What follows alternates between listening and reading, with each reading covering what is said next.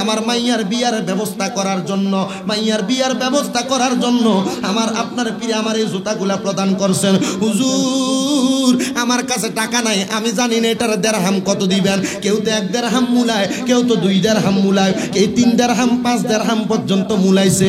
মাইয়া বিয়া দিতে তো আমার হাজার হাজার দেড়হামের প্রয়োজন। কয় চলো রে চলো, আমি তোমারে আমার রাজপ্রাসাদের মধ্যে লইয়া যাই। ডাক দিয়া কয় রাজপ্রাসাদের মধ্যে যেহেতু নিব, জুতা বিক্রি করতে আসছি, পুরান জুতা, মনে হয় আমারে সাক্ষী দিয়া আমারে মনে হয় কারাগারের মধ্যে বন্দি করব।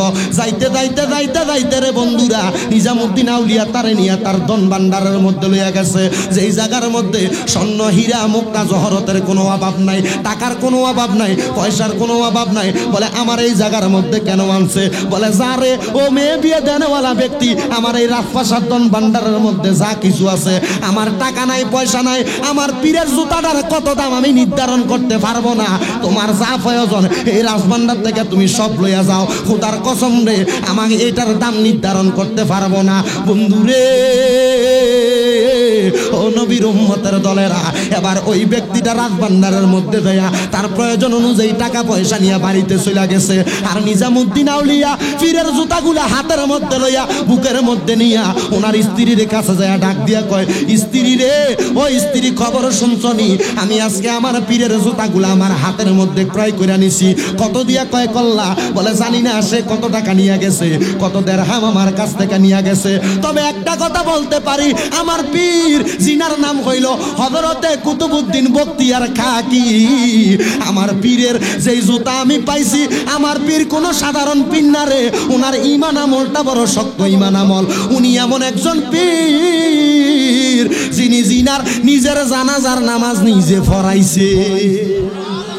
হযরতে নিজামুদ্দিন আউলিয়ার পীরের একটা খাসিয়ত ছিল, ওনার দরবারে কেউ যদি আসতো কাউকে খালি ফিরিয়ে দিতেন না।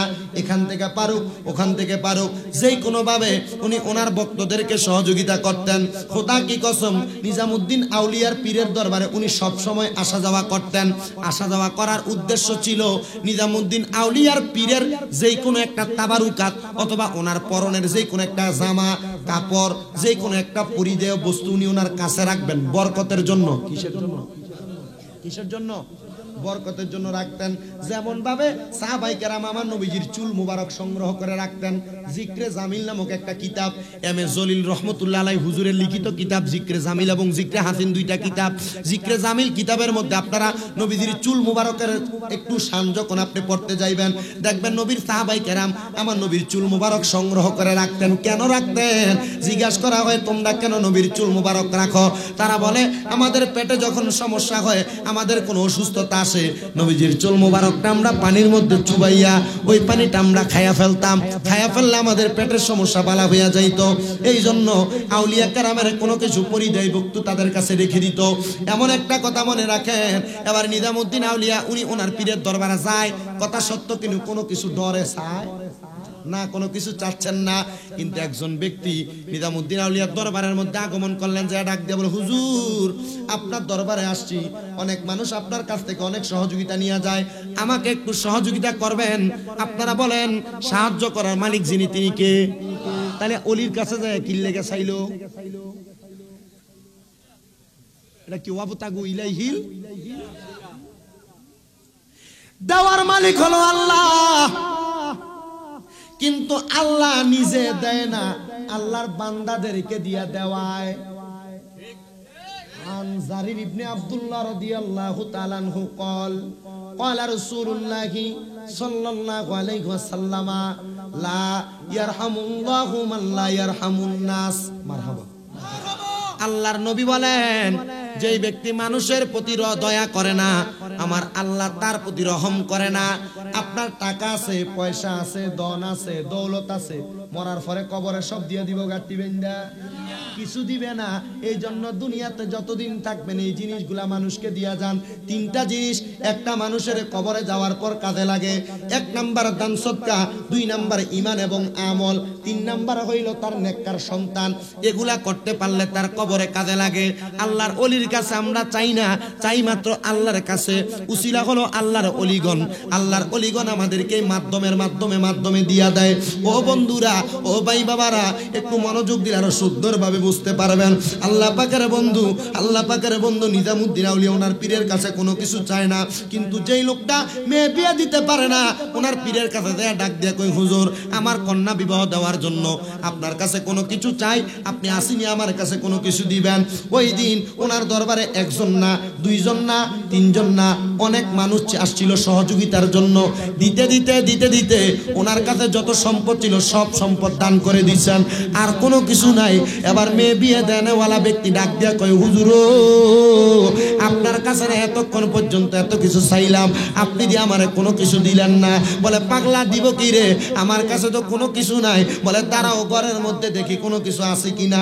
আল্লাহর ওলি হযরতে নিজামুদ্দিন আউলিয়ার পীর সাহেব উনি ঘরের মধ্যে যা লক্ষ্য করে দেখতেছেন, ঘরের মধ্যে অন্য কোনো কিছু নাই। তবে ওনার ঘরে যে জায়গার মধ্যে শোয়, এই জায়গাটার পেছন বরাবর লাস্টের জায়গার মধ্যে এক জোড়া খরম আছে। খরম কি আছে? কাঠের জুতা। আগে মুরব্বীরা পড়তো কি জুতা? খরম বলে কাঠের জুতা। উনি এই দুইটা জুতাকে একসাথে আইনা, যে ব্যক্তি মেয়ে বিয়ে দিতে পারে না তারা নিয়ে কর্নাও, এটা দিয়া তোমার মেয়ের বিয়ার কাজটা সারো।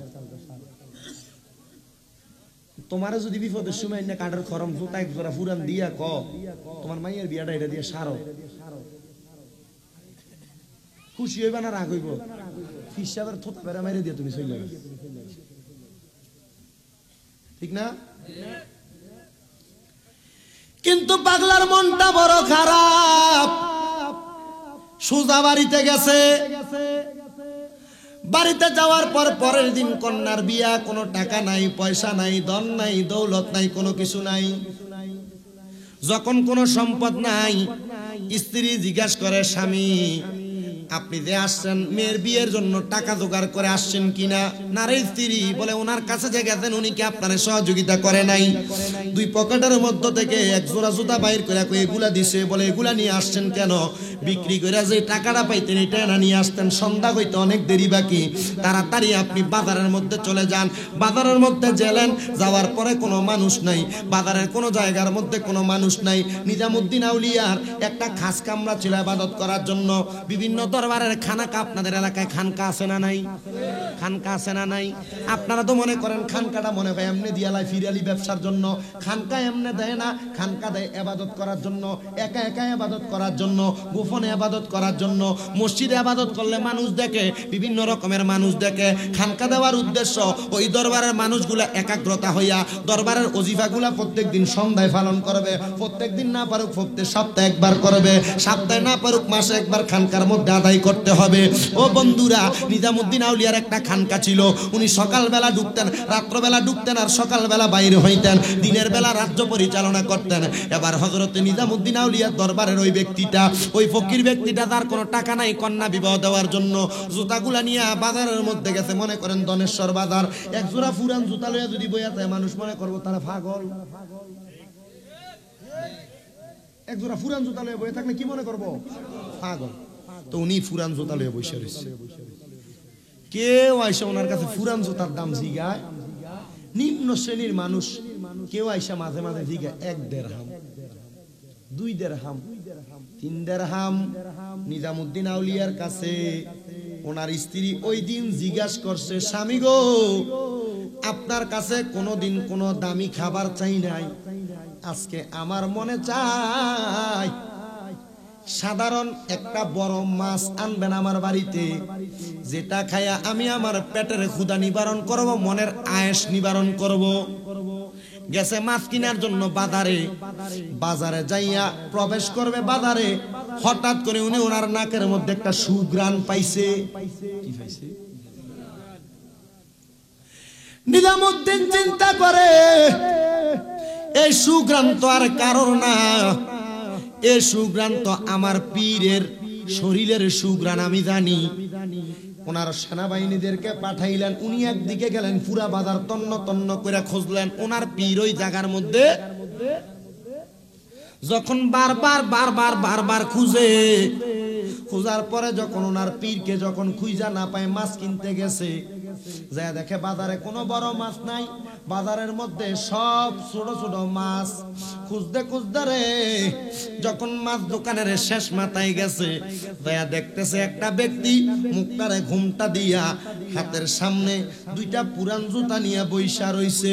নিজামুদ্দিন কয় রে বাজারের বিক্রেতা দেখলাম, কত মানুষ দেখলাম, কত কিছু বিক্রি করে, তুমি দি পুরান দুইটা জুতা বিক্রি করো।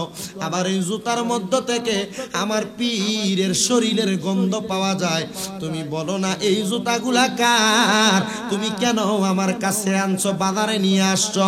ডাক দিয়া কয় বাদশা নিজামুদ্দিন গো, এই জুতাগুলা তো আমার না, এই জুতাগুলা হযরতে আপনার পীর ও মুর্শিদ যিনি তিনার। বলে জানতে চাই উনি পীর ও মুর্শিদ, ওনার জুতা তুমি কেমনে পাইলা? আমি গেছিলাম আপনার পীরের কাছে, উনি তো অনেক মানুষের সহযোগিতা করে, অনেক মানুষের দুনিয়ার জমিনে সহযোগিতা করে। ও হুজুর উনি যে সহযোগিতা করে আপনি বলেন না, আমি যে ওনার দরবারে গেলাম, উনি তো আমারে কোন সহযোগিতা করছে? দুইটা জুতা দিছে পুরান। হুজুর এই জুতা দিল দিছি তো হুজুর আমার কাছে উনি মাত্র দুইটা জুতা দিলেন। নিজামুদ্দিন আউলিয়া জুতারি খাপ দিয়ে হাতে লয়ে গেছে। মারহাবা কোন নিজামুদ্দিন আউলিয়া হাতের মধ্যে জুতাগুলা নিছে। জুতাগুলা নিয়া বলে বলো বাবা দাম কত? বলে আপনি যত দেন তত। মারহাবা কোন না জোরে নি, আপনি যত দেন তত। বলে ঠিক আছে আমি তোমার এটার দাম দিব, তুমি কত বিক্রি করবা? বলে আমার জানা নাই, আপনি যত দিবেন। বাদশার লগে দামাদামি করব, বাদশার লগে দামাদামি করব এমন যোগ্যতাটা তার নাই। বাদশা যদি তারে কোনো জরিমানা করে, জরিমানা করলে দুনিয়ার জমিনের মধ্যে থাকা অবস্থায় বাদশা যদি তারে কোনো জরিমানা করে ফেলে, সে তো কোনো জবাব দিতে পারবে না। ডাক দিয়া কই হুজুর, ও হুজুরে গো আপনার কাছে আমি কোনো দাম বলবো না। বলে এটা তুমি জানো নি? কি কি এটা কি কি তুমি কি জানো নি? বলে এটা আমার পীরের জুতা, আমি তোমাকে এটার দাম নির্ধারণ করে দিতে পারবো না। আমার পীর তোমারে কেন জুতা দিছে? বলে বলে বলে আমারে দেওয়ার কারণ হইল, আমারে দেওয়ার কারণ হইল। মারহাবা জোরে কইতেন না বন্ধুরে, ও জগতের বন্ধুরা। উনি ওনার নিজের জানাজার নামাজ কেমনে নিতে পড়াইছে জানেননি? আল্লাহর ওলিটা ডাক দিয়া কয় জগতের মানুষরে তোমরা কেউ আমার জানাজার নামাজ তোমরা পড়াইও না। বলে কেন কেন কেন পড়াইতাম না? বলে আমার জানাজার নামাজ কে পড়াইবো? শোনো বলে কে পড়াইবো? বলে এমন একজন ব্যক্তি পড়াইবো। বলে কোন ব্যক্তি পড়াইবো? বলে আমি যখন জানাজার নামাজটা পড়ানোর জন্য আমার লাশটারে তোমরা একটা জায়গার মধ্যে নিয়ে যাইবা, ওই জায়গার মধ্যে রাখবা, রাখার পরে দেখবারে উত্তর দিক থেকে একজন লোক আগমন করব। ওই লোকটার আগমন করার পরে এই লোকটা আমার জানাজার নামাজটা পড়াইবো। নামাজটা যখন পড়াইবো রে বন্ধুরা, ওই ব্যক্তিটারে তোমরা পরিচয় জিজ্ঞাসা করবা না, পরিচয় জিজ্ঞাসা করবা না। ওনার ইন্তেকালের পরে যখন ওই লোকটা ঠিকই আগমন করলো, ওই পাহাড়ের মধ্যে থেকে আগমন কইরা আবার পাহাড়ের মধ্যে প্রবেশ করছে। রাত্রবেলা সবাই স্বপ্ন দেখে, কুতুবউদ্দিন বখতিয়ার কাকি তাদের স্বপ্নের মধ্যে হাজির। কেন কেন কেন হুজুর গো আপনার জানাজাটা কে পড়াইলো? বলে দেখো না কোনটা দেওয়া একটা লোক দেখা যায়। বলে হ্যাঁ এই লোকটাই তো পড়াইছে। মুখটা তুলে দেখে এটাই কুতুবউদ্দিন বখতিয়ার কাকি নিজেই পড়াইছে। জোরে কোন মারহাবা। বন্ধুরে একটা বার চিন্তা করো কেমনে এমন ক্ষমতা অর্জন করলো আগের যুগের আল্লাহর ওলিরা। হযরতে তাজকিরাতুল আউলিয়া নামক একটা কিতাব আছে, হযরতে ফরিদউদ্দিন আত্তার রহমাতুল্লাহি আলাইহি লিখিত ওই কিতাবটা, ওইটার মধ্যে দেখতে পাইলাম আগের যুগের বড় বড় যারা আল্লাহর ওলি ছিল, ওনারা নিজের কবরটা নিজেরা খুইরা দুনিয়ার জমিন থেকে মরত। কি করত? নিজের কবর। কারণ আমরা এলাকার ভিতরে কবর যেডি করে এডি সিগারেট খা। কথা কই না? কবর খুঁড়ে সিগারেট খায়, আছে না? আগের যুগের আল্লাহর ওলিরা এই জন্য নিজের খবর নিজে খুইরা দিয়ে রাখা চলে যেত। ইন্তেকাল করার পরে এই কবরে তাদেরকে মাটি দেওয়া হইতো। কেন? ওনারা চিন্তা করতেন আমার কবরটা যদি কোনো হারাম খেয়ানাওয়ালা লোক যদি আমার কবরে নামে, কবর যদি খোঁড়ে, তাহলে আমার কবরে শান্তি হবে। কথা কি বুঝতে পারতেছেন আপনারা? আপনি আমার যোগ্যতা কি? আবার অপর বর্ণনায় পাওয়া যায় উনি বলছে যে আমার জানাজার নামাজটা এমন একটা ব্যক্তি পড়াবে যার মধ্যে তিনটা, কেউ বলেন চারটা গুণ থাকবে। কয়টা? তিনটা বা চারটা গুণ। বলে কে? বলে এমন ব্যক্তি যার জীবনে আসরের নামাজ কাজা এ ব্যক্তি পড়াইবে। তিনি কে জানেন? ডাকাত সর্দার হযরতে নিজামউদ্দিন আউলিয়া। জানাজার নামাজে জিজ্ঞাসা করে, কে আছো? জানাজার নামাজে যে কোনদিন আসরের নামাজ কাজা করো নাই। আমরা হুজুর, আমরারে কবরে ফিটটা ঠ্যাঙের নলি ভেঙ্গেলে বাল্লা। আমরা ভালো মানুষ, আমরার অবস্থা আরো খারাপ হইব। হিসাব খবর নাই। নবী হাদিস শরীফে কয়, উলামা উহুম শাররুম মান তাহতা আদামিস সামাই। জমিনের ভিতরে কিয়ামতের আগে সবচেয়ে নিকৃষ্ট হইব হুজুররা। আমরা তো ভালো না। আবার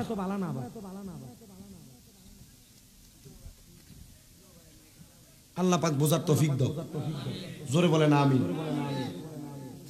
জানাজার ময়দানে কেউ কোনো আওয়াজ দেয় না, সবাই চুপ করে রয়েছে। জিজ্ঞাসা করে, কে আছো? এমন ক্ষমতার অধিকারী কোনদিন তুমি আসরের নামাজ কাজা করো নাই? সবাই চুপ হয়ে গেছে। কেউ যদি না বলে জানাজার নামাজ আদায় হবে না। হঠাৎ করে পেছন থেকে নিজামউদ্দিন আউলিয়া হাত তুলা কয়, হুজুর, আপনি বুঝি আমার আমলগুলা বাতেন গোপন রাখতে দিলেন না? আপনি বুঝি আমার আমলগুলারে জাহের কইরা দিলেন? হুজুর, আমি আছি, আমি জানাজার নামাজ পড়াবো। এমন একটা রোল পড়ে গেছে রে জানাজার ময়দানে, সবাই আল্লাহু আকবার কয়া কয়া চিল্লানি দিয়া বেহুশ হইয়া গেছে। একই ময়দানে একসাথে 8 জন 9 জন ইন্তেকাল করেছে একমাত্র হুতাশে হইয়া। এমন কোন ব্যক্তি আসরের নামাজ একটানা কাজা করে নাই কোনোদিন? আহারে, এমন একজন ব্যক্তি, যেই ব্যক্তি আসরের নামাজ কাজা করে নাই, যেই নামাজটা পড়েছিলেন হযরত ইউনূস আলাইহিস সালাতু ওয়াস সালাম। ইউনূস নবী যখন মাছের পেটে ছিল, ইউনূস নবীকে যখন মাছটা উগলে বাহির করে দিছে, ওই মাছের পেট থেকে আইসা ইউনূস নবী যখন মুক্তি পাইছে, ইউনূস নবী 4 রাকাত নামাজ আদায় করছে। নামাজটা আদায় কইরা আমার আল্লাহর শুকরিয়া আদায় করছে। আর আল্লাহ কয়, বন্ধু ইউনূস নবী গো, আপনি যে শুকরিয়া আদায় করছেন, আমি আল্লাহ খুশি হয়ে গেছি। আর ইউনূস নবী ওই জায়গায় 4 রাকাত নামাজ পড়ছে। ওই সময়টা ছিল আসরের নামাজের ওয়াক্ত। 4 রাকাত নামাজ পড়া হযরত ইউনূস আলাইহিস সালাতু ওয়াস সালাম যখন শরীরের মধ্যে মাছের পেটে থাকার কারণে শরীরটা একবারে কেমন জানি হইয়া গেছে, চামড়াগুলোর মধ্যে ঠোসা ঠোসা ভাব হইয়া গেছে।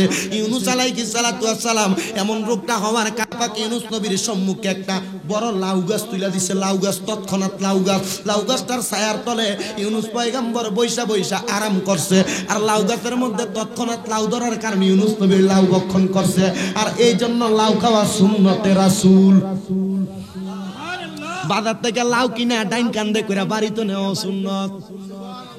মারহাবা জোরে কইতেন না। এই আমলগুলা করার চেষ্টা করবেন। হুজুর নামাজ হইতে পারি না, আমল ডি কইরাম কেমনে? বাড়ি ঘরে আমার অনেক মা বোনেরা আছেন গো, আম্মুজিরা। মা চিন্তা করেন, কুতুবউদ্দিন বখতিয়ার কাকি, নিজামউদ্দিন আউলিয়া, তারা কত বড় বড় মাফের আল্লাহর ওলি ছিলেন। কিন্তু আমরা তো দুনিয়াতে ব্যবসা করি, চাকরি করি, বিভিন্ন রকমের কাজকর্ম করি। আমরা মনে করি আমরা কেমনে হুজুর হমু, আমরা কেমনে পীর হমু। বন্ধু, পীর হওয়ার জন্য বেশি ইবাদত লাগে না। পীর হওয়ার জন্য, আল্লাহর ওলি হওয়ার জন্য বেশি আমল লাগে না।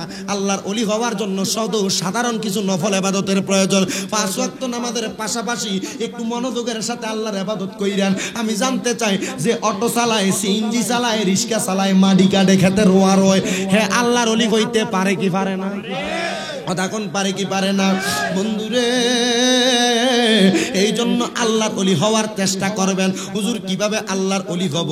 আমার তো আল্লাহর ওলি হইতে চিন্তা বড় মগ্নতা আছে আমার ভিতরে। ওলি মানি বন্ধু, আল্লাহর বন্ধু হওয়া একবারে সহজ। আল্লাহ কয়, আল্লাহর বন্ধু যারা, তাদের কবরে কোনো ভয় নাই। পর্দার অন্তরালের মা বোনেরা চিন্তা করে, হুজুর আমরা কি আল্লাহর ওলি হইতে পারবো কিনা? মা বোন 60টা কাজ করলে আল্লাহর ওলি হইতে পারবে। বলেন কয়টা কাজ? 60টা কাজ করলে মা বোন আল্লাহর ওলি হইতে পারবে। 1 নাম্বার কাজ হইল, মা বোন যদি দুনিয়ার জমিনের মধ্যে 5 ওয়াক্ত নামাজ সঠিকভাবে পড়ে, তারা আল্লাহর ওলি হইতে পারবে। মা বোন যদি স্বামীর খেদমত পরিপূর্ণভাবে করে, আল্লাহর ওলি হইতে পারবে। 3 নাম্বার, মা বোন যদি সে পর্দার আড়ালের মধ্যে থাকতে পারে, সে আল্লাহর ওলি হবে।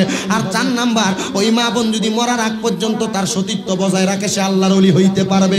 এই 4টা কাজ মা বোন করলে তারা আল্লাহর ওলি হওয়ার ক্ষমতা রাখে। আর পুরুষরা আল্লাহর ওলি হওয়ার জন্য অল্প ছোট ছোট কিছু কাজ করা লাগবে।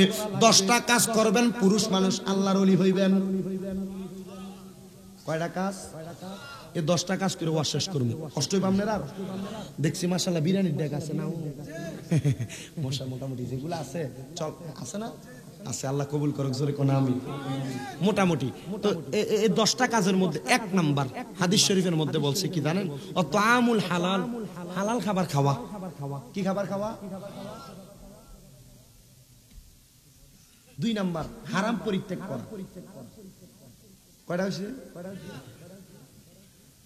আপনি যদি হারাম খানা খান, মনে করেন আপনি দৈনিক 1000 টাকা কামাই করেন, কত? এলাকার সুদখোর আসেনিও, ঘুষখোর, সপ্তাহ সুদি, মাসিক সুদি, বছরে 50,000 30,000 আছে না এমন সুদলা? কি সুদ? গন্ডি সুদ। নাম কি সুদ? এমন কালা তো আবার সুদ সিস্টেমে লাগা লাখে কবে? কয় দিনে? কি মাসে নি লাখে 2,000? লাখে ডেইলি 1,000 টাকা।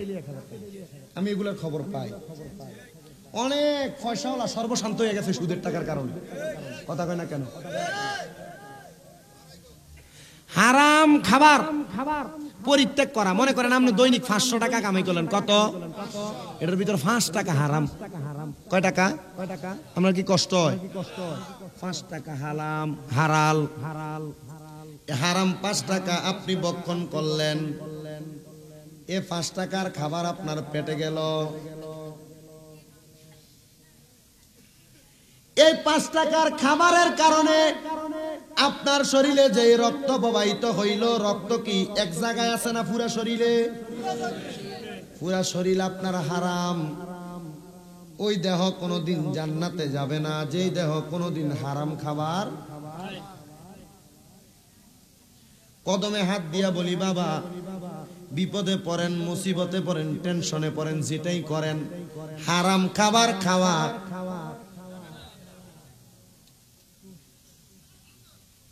কিন্তু বর্তমান সমাজে যে সুদের কারবারি চলে, আল্লাহর নবী কয় যারা সুদ খাইব, হারাম খাইব, অন্ধকার কবরে তাদের পেটটা হইব কাল বুয়ুতিন, ঘরের মতো বড়। কি হবে? তার পেটটা হবে ঘরের মতো বড়, কাল বুয়ুতিন বড়। সুদ খাওয়ার পেটটা হইব বড়। যদি মাহফিলে পেট বড় কেউ থাকেন, রাগ করার দরকার নাই। এটা কবরে গেলে আল্লাহ তাদের পেটটাকে বড় বানাইবো। বলে কেমন বানাইবো? পরের সম্পদ যারা হরণ করেন, ক্ষেতের মধ্যে আপনার ক্ষেত আছে মাত্র 1 কানি, কোবাইতে কোবাইতে 1 কানি 1 হাত বানাইয়া লাইছেন। ক্ষেতের লাইলটা ছিল 1 হাত, বানাইছেন 4 আঙ্গুল। কথা কয় না কেন? নবী কয় এই কাজটা যারা করে, অন্ধকার কবরে 1 ইঞ্চি মাটি যদি কেউ কারোর থেকে 1 ইঞ্চি জায়গা যদি লঙ্ঘন করে নিয়ে যায়, ওই 1 ইঞ্চি জায়গারে 70 সবক মানি, এটার 70 গুণ বাড়াইয়া আল্লাহ তার গলায় ঝুলাইয়া দিব রে। মাথা তুইলা দাঁড়াইতা ফাটতা না। পরের সম্পদ দিয়া, সুদের টাকা দিয়া বিল্ডিং করলা, সুদের টাকা দিয়া ধন সম্পদের মালিক হইলা, এলাকায় বেড়ামি দেখাও। আল্লাহর কসম, এই সুদের টাকা, ঘুষের টাকা, হারাম টাকা, পরের সম্পদ মাইরা পেট বড় করছো। খোদার কসম, কবরে গেলে এই হারাম টাকা দিয়া যে পেটটা বড় করলা, এই পেটটা তোমার কবরে বড় কাল বুয়ুতিন ঘরের মতো হইয়া যাইব। সুদখোর হইলা, মুখ দেখাইতা পারতা না। কথা বলেন না ঠিক না বেটি? কিন্তু আমরা সমাজের মানুষ দয় সুদখোর গুলারা সমাজের নেতা বানায়। আমরা সমাজের মানুষ তো সুদখোর গুলারে মসজিদের সভাপতি বানায়। আমরা সমাজের মানুষ তো সুদখোর গুলারে মসজিদ কমিটি বানায়। আমরা সমাজের মানুষ তো এলাকার সরকারির মধ্যে সুদখোরের দেয়। ও বন্ধু, দেয় কি দেয় না? আমার মনের ভিতরে বড় প্রশ্ন, যে ব্যক্তি সুদ খানার পরে, ঘুষ খানার পরে, ফরজ সম্পদ মাইরা খানার পরে মসজিদ কমিটি হইতে যায়, আমার মনে হয় তার বিবেকে কুত্তায় ফসছে। তুই কেমনে হারাম খায়া মসজিদের সভাপতিগিরি করতে যাস? কেমনে হারাম খায়া মসজিদের কমিটি হইতে যাস? কেমনে হারাম খায়া এলাকার সর্দারি করতে যাও? খোদার কসম, আমার নবী কই এটা হইল কিয়ামতের আলামত। আব্বা, এটা কিসের আলামত? এটা কিয়ামতের আলামত। নবী কয় সাবধান ও জগতের মানুষ। আনাস রাদিয়াল্লাহু তাআলা আনহু ক্বালা রাসূলুল্লাহ সাল্লাল্লাহু আলাইহি ওয়াসাল্লাম ইন্না মিন আশরাতিস সাআতি আন ইয়ারফাআল ইলমু ওয়া ইয়াকসুরা যাল ওয়া ইয়াকসুরা জিনা। জগতের মানুষ রে, ও দুনিয়ার মানুষের দলেরা, যখন কিয়ামত হইব, কিয়ামতের আগে আমার আল্লাহ এলেম উঠে নিব। সমাজের মধ্যে মূর্খ মানুষের প্ররোচনা বাসবে, সমাজের পরিচালক হইব এলাকার মূর্খ ব্যক্তিরা। মসজিদের সভাপতি বানাইব এমন ব্যক্তিরে যেই ব্যক্তি আলহামদুলিল্লাহ সূরা শুদ্ধ করে পড়তে পারে না। মসজিদের সভাপতি হওয়ার ক্ষমতা তো আলহামদুলিল্লাহ সূরা যে পড়তে পারে না সে ক্ষমতা রাখে না। মসজিদ কমিটি হওয়ার ক্ষমতা তো সে রাখে না যে আলহামদুলিল্লাহ সূরা বালা করে পড়তে পারে না। মসজিদ কমিটি হওয়ার ক্ষমতা রাখে তারা যারা ইমামের অনুপস্থিতিতে 5 ওয়াক্ত নামাজ পড়াইতে পারবে। এমন কমিটি বানায় রাখছে এলাকার মধ্যে, এমন বহুত দেখান আছে নাইও নাই আব্বা আসিনি করে সাফার দাঁত ফেলে দিব কবরে।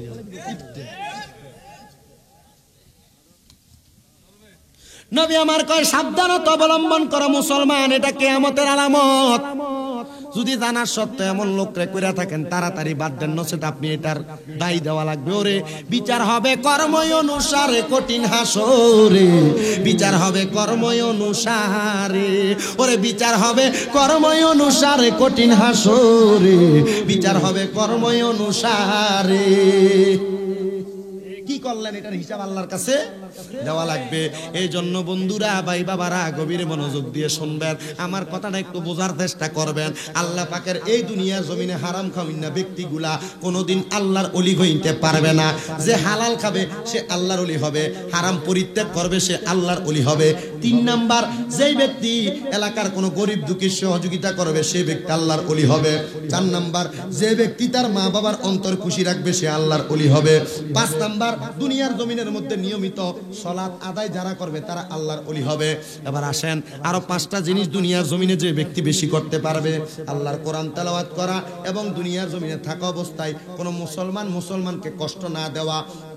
8 নাম্বার, দুনিয়ার জমিনের মধ্যে থাকা অবস্থায় আল্লাহর ওই বান্দাটা যখন চলাফেরা করা অবস্থায় রাস্তা থেকে কষ্টদায়ক বস্তু সরাইয়া দিবে। 9 নাম্বার, ওই ব্যক্তি যেই ব্যক্তি কোনোদিন দুনিয়ার জমিনে পরের সম্পদ খায়। 10 নাম্বার হইল সব সময় মরার কথা স্মরণ করে। এই 10টা কাজ যারা করতে পারবে তারা ওলি হইয়া মরতে। আপনি আমি 10টা কাজ থেকে বর্তমানে দূরে, ঠিক না? এই 10টা কাজ থেকে আমরা দূরে, আর দূরে থাকার কারণে আমাদের কলব মইরা গেছে। আপনি নামাজে দাঁড়ান, আল্লাহু আকবার। আমার বুড়া যে অসুস্থ, ডাক্তারের কাছে অনেক টিয়ারা নাই, কথা কয় না। আল্লাহু আকবার। মশা, আল্লাহু আকবার। এ বলা আল্লাহু আকবার।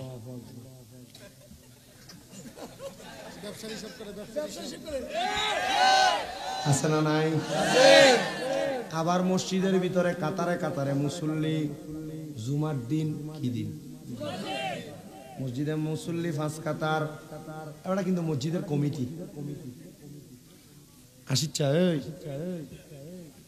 তোমরা করতেছো মেড্ডা চিনানো ওই জলমের মাথা হেরাইছে। মোটামুটি অনেকে আসছে। ও আগামীকালকে মোবারক জামাল হুজুরের বাসপুর যে মাহফিল, আমারও চাইছে মাহফিল। আমার আগামীকালকে মাহফিল হইল হবিগঞ্জ বাহুবল একটা, রাত্র 11টার দিকে হবিগঞ্জ সদর একটা, এরপরের দিন ব্রাহ্মণবাড়িয়া, এরপরের দিন আবার 5 তারিখ তাও আবার হবিগঞ্জ, এরপরের দিন 6 তারিখ নেই, 6 তারিখ নীলফামারী। গতকালকে টিকিট কাটতে তারা ফাটাইছে, ওই ফলাটা সোজাইবে উড়াল দিয়া তেমন লাগবে আর প্লেনে। দোয়া করেন আপনারা মাহফিল করে। আমি অনেক মাহফিল বড়ুরা রাখতাম পারছি না, অনেকের মনে কষ্ট দেওয়া লাগছে। মনে কষ্ট পাইয়েন না বাবুরে। ওই কে জানি একজন আইছিল এনে 25 তারিখ দাওয়াত দনের লেগে, ওই উনি 25 নভেম্বর দাওয়াত দিতে চাইছিল, আসছে না। আরেকটা আছে 18 তারিখ, ওই কি দরবার না মা দিয়ে দরবার শরীফ থেকে অনেকে আসছে। আমি পারছি, আমি নভেম্বর মাসে মাহফিল করছি 13টা বড়ুরা। এ মাসে মোট আমার জানা মতে 6টা এরপরে ইয়া মাসে জানুয়ারি মাসে আমার মনে 8টা মনে হয় বড়ুরা সব বড়ুরা আমার অনেকে কয় এত আউন দরকার আছে নি দাম কমে দেবো আমি কারে ভালোবাসে দেখিয়ে তো আনে দাম আছে দেখিয়ে আনে আমি আল্লাহর দোহাই দিয়ে বলি যদি পছন্দ হয় কথা মানবেন না পছন্দ হলে মানার দরকার নাই তবে যেটা পছন্দ এটা মান্য ইমান আকীদা শক্ত করে নেবেন কথা বুঝছেন আমি যে তো হাউ বেড়ে তো ভালো মানুষ এটা না আবার আমি যে এত ভালো মানুষ এটা না আমার যেটা ভালো লাগবে আপনি এটা মানেন আমি এত ভালো না আল্লাহ বোঝার তৌফিক দিক তো কথা কোন জায়গা মুসল্লি মসজিদে কয় কাতার পিছনের কাতার দিয়ে আইছে মসজিদের কমিটির বেড়া কে হেবেড়া শখ ইমাম সাহেবের পিছন দিয়ে কাতারটা নামাজ পড়বো কোন জায়গা নবী কয় লা ইয়াবকা মিনাল ইসলামি ইল্লা ইসমুহু ইসলামের নামে মাত্র আছে কামে সে মুসলমান এটার ভিতরে সে পাঁচ কাতার মুসল্লি ঠেইলা সামনের কাতারে যাইব কিয়ামতের আলামত ঠিক পাঁচ কাতার মুসল্লি ঠেইলা সামনের কাতারে যাইব কিয়ামতের আলামত নবী কয় উম্মত রে ও আমার উম্মতের দলেরা এমন ব্যক্তি যদি থাকে তারা তোমাদের ধ্বংসলীলা আনব দুই নাম্বার এমন কিছু ব্যক্তি যাদের মসজিদের মধ্যে ছোট্টবেলা পোলাপানরা বাচ্চারা মসজিদে যখন ফিডাফিডি করব ছোট পোলাপান মসজিদে যায় দুষ্টামি করলে তারা ফোলান ফানরে ধমক দিব এমন মুমিন মুসলমান বুড়া মুরব্বী আছে না নাই আল্লাহর দোহাই লাগে ফোলাফানরে মসজিদে দুষ্টামি করলে ধমক দিয়েন না বলে হুজুর কেন আমার নবী কয় কিয়ামতের পূর্বে এমন একটা অবস্থা হবে যখন দেখবা তোমরা যখন নামাজের সিজদার মধ্যে গেছো ছোট বাচ্চাদের আনাগোনা ছোট বাচ্চাদের দৌড়াদৌড়ির আওয়াজ যদি তোমরা না শুনতে পাও তোমাদের ভবিষ্যৎ খুব খারাপ ঠিক কেননা ছোট বাচ্চারা মসজিদের মধ্যে আসার কারণে তারা মসজিদে আসা অভ্যাস হয় আপনি ধমক দিতে একবার দিলেন ফোলা তো পরের দিন থেকে মসজিদে আইতো না আপনি ধমকের ডরে কথা বলেন না কেন এই জন্য আরব দেশের অনেক বড় বড় মসজিদ আবুধাবির অনেক বড় বড় মসজিদের মধ্যে মসজিদের আউট এরিয়া নয় মসজিদের বারান্দার মধ্যে বাচ্চাদের জন্য খেলাধুলার ছোট ছোট ছোট ছোট খেলাধুলার ছোট ছোট ব্যবস্থা করে রাখছে মারহাবা কইতেন না এটা বাচ্চাদেরকে মসজিদমুখী করার মাধ্যম আপনি আমি যে কাজগুলা করতেছি ফলাইন মসজিদে যাইব ডরে এই বেড়া এই লিখি লিখে এই শেষ হেতর কইজা ছুটে গেছে তার মসজিদে আইতো এই কাজগুলা করা যাবে না সাতপুর মতলবের একটা ঘটনা দেখলাম একটা মসজিদের মধ্যে 40 জন পোলাপান একটানা 40 দিন জামাতে নামাজ পড়ার কারণে তারা একটা একটা করে সাইকেল দিছে আরেক এলাকার খবর পাইলাম তাদেরকে স্কুলের পড়ালেখার সামগ্রী মাদ্রাসার বই খাতা ব্যাগ এগুলা দিছে তো যে ফোলা 40 দিন একটানা জামাতে নামাজ পড়বো এই ফোলা তো 40 দিনের পরে এমনি নিয়মিত নামাজ পড়বো কথা বলেন ঠিক না বেটি এই জন্য উদ্যোগ নেন এলাকার মধ্যে এমন কিছু কাজ করার যেন ফোলাপান গুলা মসজিদমুখী হয় নামাজি হয় এলাকার মধ্যে নেতার অভাব নাই নেতারে কইবা আউ বাউ নেতামি না কইরা এলাকার ভিতরে যে নেতামি করলে কাজে লাগবো ফোলাফাইন্ডিরে শিক্ষিত বানায়া দাও তাহলে ভবিষ্যৎ এলাকার মধ্যে মূর্খ নেতা হইতো না আমার নবী কয় এগুলা করতে পারলে তোমরা জান্নাতের মধ্যে যাইতে পারবা এই জন্য বন্ধু আমার দুনিয়ার জমিনে ওলি হওয়ার জন্য 10টা কাজ পুরুষকে করা লাগবে নারীকে করা লাগবে 4টা এই 10টা এবং 4টা কাজ আপনাদেরকে জানিয়ে দিলাম এক নাম্বার হালাল খাওয়া বিষয়টা মাথার মধ্যে সব সময় রাখবেন হারাম খায়া যত নামাজ পড়েন আল্লাহর কাছে কবুল হবে না দুনিয়ার জমিনের মধ্যে আমরা সবাই মুসলমান ইমানদার আল্লাহর সৃষ্টি জগতে যতদিন বসবাস করব আমরা যেন এমন ভাবে চলতে পারি আল্লাহ কোরআনুল কারীমে বলেছেন ওয়াবুদুল্লাহ তোমরা আল্লাহর ইবাদত করো ওয়ালা তুশরিকু বিহি শাইআ দুনিয়ার জমিনের মধ্যে আল্লাহর সঙ্গে শিরিক করো না ওয়া বিল ওয়ালিদাইনি ইহসানা এবং তোমরা তোমাদের মা বাবার প্রতি ইহসান করো বন্ধুরে মা বাবার প্রতি আপনি ইহসান করার দরকার আছে না নাই যাদের মা বাবা বেঁচে আছে আম্মা আব্বারে বেশি বেশি করে খেদমত করবেন আমি মনে হয় ফেনুও কথাটা বইলা গেছিলাম আম্মা আব্বারে সন্তানরা দুনিয়ার জমিনে থাকা অবস্থায় আম্মা আব্বারে এমন কোনো খেদমত করে না কিন্তু মা বাপ যখন অসুস্থ হয়ে যায় বরুড়া বাজার থেকে ধনেশ্বর বাজার থেকে আঙ্কুর কিনে অসুস্থ মারে খাবায় অসুস্থ মা বাবারে নিয়ে সুন্দর বড় বড় আনার খাবায় যদি জিগা মা বাপরে কি লেগে আনার খাবার বলে আমার মাটা অসুস্থ এরে ব্যাক কল অসুস্থ হওয়ার আগে সুস্থ অবস্থায় যদি আম্মা আব্বারে ফলটা খাওয়াইতি আম্মা আব্বা তো অসুস্থ হইতো না ফলটা খাবানোর উদ্দেশ্য হইল মা বাবা অসুস্থ অবস্থায় নি কয় ফুট তাড়াতাড়ি দলিল দান জায়গাটা লিখকে দেই আব্বা এমন অবস্থা বর্তমান সমাজে আছে না নাই?